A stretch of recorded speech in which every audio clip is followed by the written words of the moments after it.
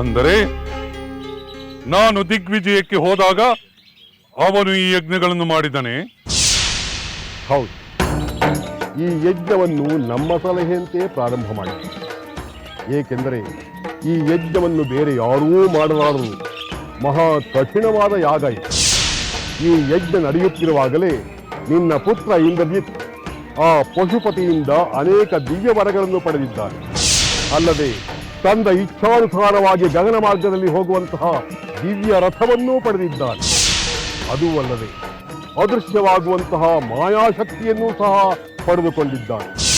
ಇದರ ಬಲದಿಂದ ಯುದ್ಧ ಭೂಮಿಯಲ್ಲಿ ಅಂಧಕಾರವನ್ನೇ ಸೃಷ್ಟಿಸಬಲ್ಲ ಈ ನಿನ್ನ ಪುತ್ರ ಇಂದ್ರಜಿತ್. ಹೌದೇ? ಭಲೆ ಭಲೆ ಭಲೆ, ನನ್ನ ಪುತ್ರ ಇಂಥ ವಿದ್ಯೆಯನ್ನು ಕಲಿತಿದ್ದಾನೆಂದರೆ ಅದು ನನಗೆ ಹೆಮ್ಮೆಯೇ ಆಚಾರ್ಯ.